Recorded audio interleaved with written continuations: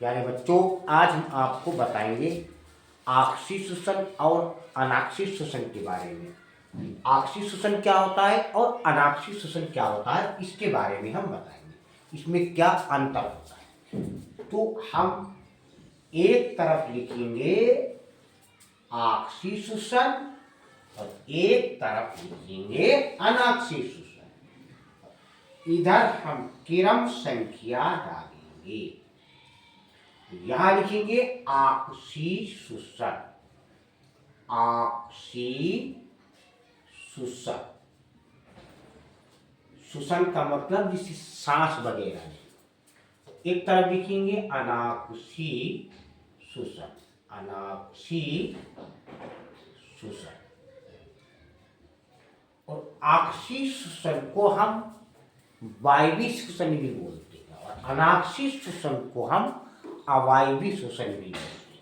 तो ऑक्सीजन श्वसन ये बोर्ड परीक्षा में बहुत आता है और बच्चों को टफ भी लगता है। अब हम कैसे याद रखें कि ऑक्सीजन श्वसन में क्या होता है, अनाक्षिक श्वसन में क्या होता है। तो शब्दों की तरफ ध्यान दें। नंबर एक, जो ऑक्सी, ऑक्सी का मतलब है ऑक्सीजन और अनाक्षी का मतलब है ना, मत आ। तो मत आ का मतलब ऑक्सीजन नहीं है और ऑक्सी यानी आ का मतलब है ऑक्सीजन है। यानी जहां पर ऑक्सीजन श्वसन में जब क्रिया होगी तो ऑक्सीजन उपस्थित होगी और अनाक्षी में यानी ऑक्सीजन उपस्थित नहीं होगी। तो जो भी ऑक्सी यानी श्वसन क्रियाएं होती हैं तो ऑक्सीजन की उपस्थिति में होती है और जो अनाक्षी यानी जो क्रियाएं होती हैं वो ऑक्सीजन की अनुपस्थिति में होती हैं। तो हम पहले नंबर पर यही लिख देंगे कि ऑक्सीजन श्वसन में, ऑक्सीजन श्वसन में ऑक्सीजन की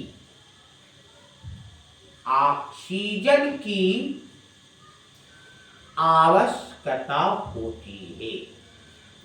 आवश्यकता यानी जरूरत होती है ऑक्सीजन श्वसन में। अनाक्षिक श्वसन में यानी अनाक्षिक श्वसन में, अनाक्षिक श्वसन में ऑक्सीजन की आवश्यकता नहीं होती है। अनाक्षिक श्वसन में ऑक्सीजन की जरूरत नहीं पड़ती, यानी उसकी उपस्थित जरूरी नहीं, उपस्थित नहीं होती, अनुपस्थित होती है। ऑक्सीजन श्वसन में ऑक्सीजन की आवश्यकता पड़ती है। आसान। दूसरा,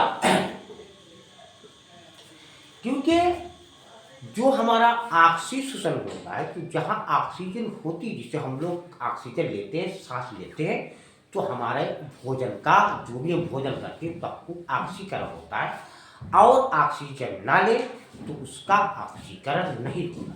जिसे हम लोग दिन में भोजन करते रहते हैं, कुछ ना कुछ खाते पीते रहते हैं, तो जब जितना खाए पिएंगे उस कार्य भी करते हैं, तो जितना कार्य करते हैं उतनी ऑक्सीजन की हमको आवश्यकता होती है और उतना ही भोजन ऑक्सीकरण होता है, पचता है। और शाम को, रात को लेट जाते हैं, तो दिन में 12 घंटों में या 10 घंटों में खूब खाते हैं और रात में 12 घंटे सोते हैं। हमको जरूरत नहीं पड़ती कि उस वक्त ऑक्सीजन हमको इतनी आवश्यकता नहीं पड़ती। जितना कार्य करेंगे, जब हम भाग दौड़ लगाते हैं तो भाग दौड़ लगाने में हमारी ऑक्सीजन की बहुत जरूरत पड़ती है, इसलिए हम तेजी के साथ करते रहते हैं।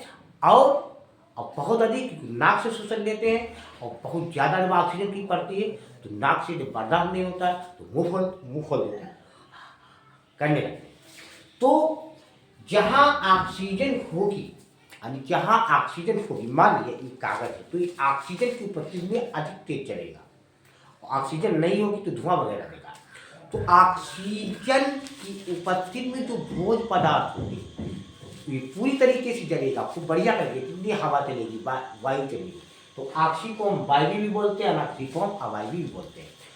तो ऑक्सीशोषण में दूसरे नंबर पर ऑक्सीशोषण में भोज्य पदार्थों को जो भोजन करते हैं, जो पदार्थ खाते हैं, तो ऑक्सीशोषण में ऑक्सीशोषण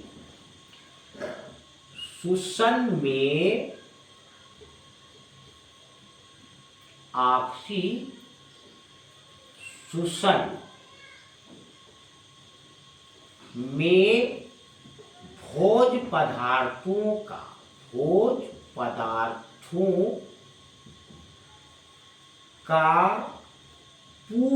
पूरी तरह से ऑक्सीकरण होता है, ऑक्सीकरण होता है। ऑक्सीशोषण में जो भोज्य पदार्थ होते हैं उनका पूरी तरह से उनका ऑक्सीकरण होता है, खूब टूटते हैं, विखंडन होता है, फटते हैं। और अनाक्सीशोषण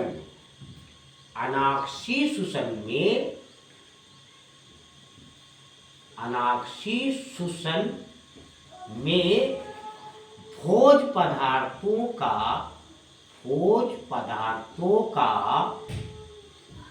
अपूर्ण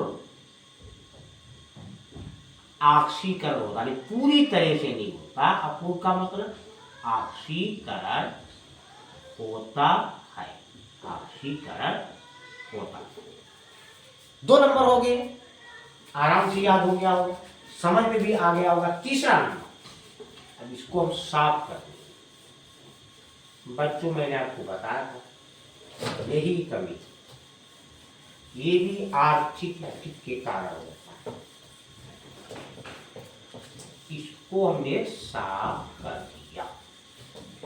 तीसरा नंबर हम डालेंगे, ये तो 2 समझ में आ गए। तीसरा नंबर हम डालेंगे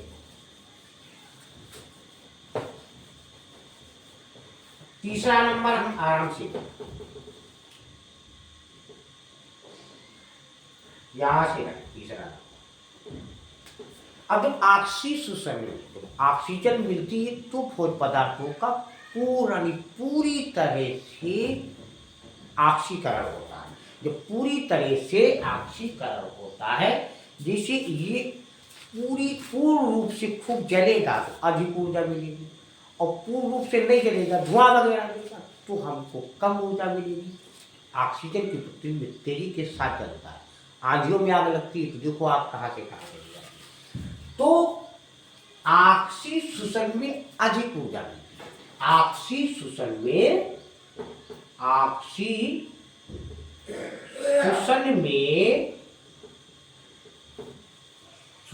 में अधिक ऊर्जा प्राप्त होती है, अधिक ऊर्जा प्राप्त होती है।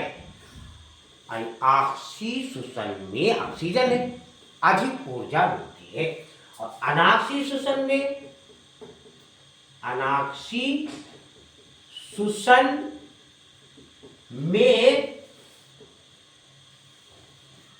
कम ऊर्जा यानी अल्प ऊर्जा या कम ऊर्जा प्राप्त होती है, कम ऊर्जा प्राप्त होती है। तीसरा नंबर, चौथा नंबर, ऑक्सीशोषण में हर चीज अधिक मिली और अनाक्सीशोषण में हर चीज कम मिली। होता किसका ऑक्सीकरण है? कोशिका के अंदर। कोशिका के अंदर ऑक्सीकरण होता है ग्लूकोज का। चौथे नंबर पर जो ग्लूकोज होता है उसकी एक वर्ष से यानी ऑक्सीशोषण में 38 एटीपी मिलते हैं, और अनाक्सीशोषण में तो कम मिलेंगे, तो 2 एटीपी प्राप्त हो। तो हम चौथे नंबर पर लिखेंगे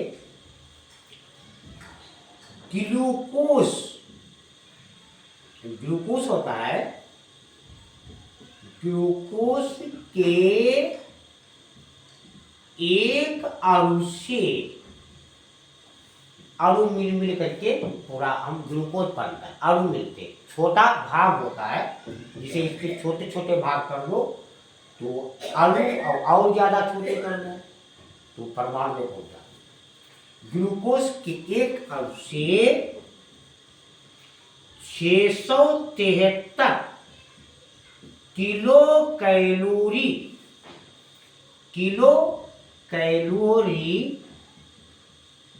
ऊर्जा प्राप्त होती है, ऊर्जा प्राप्त होती है। ग्लूकोज का जो अणु होता है तो उससे 673 किलो कैलोरी आपसी शोषण में प्राप्त होती है, और अनाक्षी शोषण में तो कम हो। और ध्यान रखो, ऑक्सीजन है ही नहीं तो हर चीज का। इसमें ग्लूकोज के एक अणु से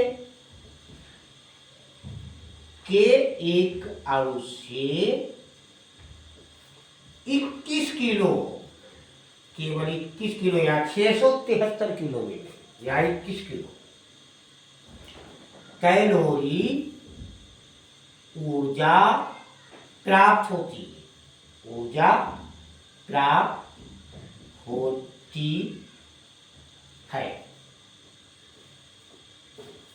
अब इसमें एक ग्लूकोज के अणु से 38 एटीपी बनते हैं। ये हम 5वां नंबर डालते हैं। एक ग्लूकोज के अणु से 38 एटीपी बनते, 38 एटीपी बनते हैं, और यहां कम बनेंगे अनाक्षी। एक ग्लूकोज अणु से 2 एटीपी बनते हैं, यानी 2 adenosine triphosphate, 2 adenosine triphosphate.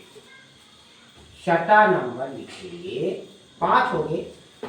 Board में कम से कम 6-7 नंबर या 5-6 नंबर लिखना चाहिए, बहुत आता है बोर्ड में। 6वां नंबर हम लिखेंगे एडेनोसिन ट्राइफॉस्फेट। ये भी एक प्रकार की ऊर्जा होती है जो कोशिकाओं में एक दूसरी कोशिकाओं में भेजती है। हमारी पेशियों की में जो संकुचन होता है इसमें भी कार्य करती है। यानी एटीपी जो होता है, एटीपी बढ़ेगा कैसे? व्यायाम करेंगे, कसरत करेंगे, मेहनत करेंगे तो एटीपी बढ़ता है। हम लोग फुर्तीले रहते हैं, चुस्त रहते हैं। जो कार्य करता है देखा फुर्तीला होता है, कार्य ही नहीं करता है फुर्तीला नहीं। ATP adenosine triphosphate.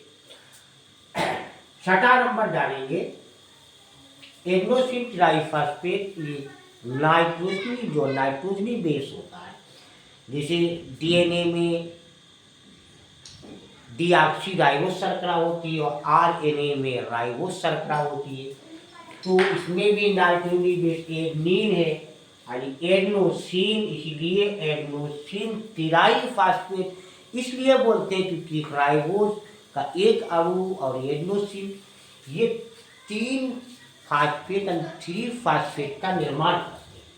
एक फास्फेट होगा तो उसको हम एडेनोसिन मोनोफास्फेट बोलते हैं, और 2 फास्फेट बनेंगे तो उनको बोलते हैं एडेनोसिन डाइफॉस्फेट।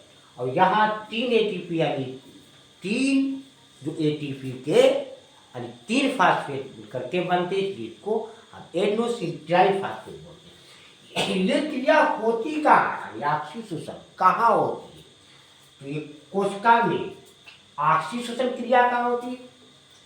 या कोशिका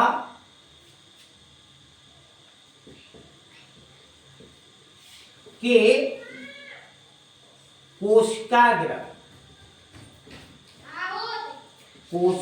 द्रव वह माइटोकांड्रिया, माइटोकांड्रिया होता है हमारी कोशिका की अंग है।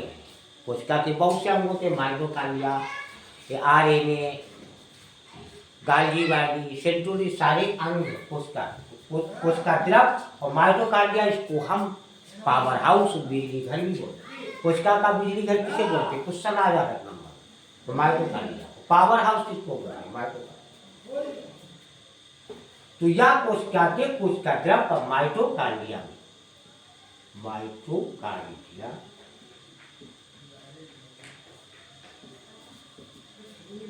में होती है, या कोशिका के कोशिका द्रव माइटोकांड्रिया में होती है। और यह कोशिका द्रव में अनाक्षिक श्वसन जो होता है वो केवल कोशिका द्रव, अनाक्षी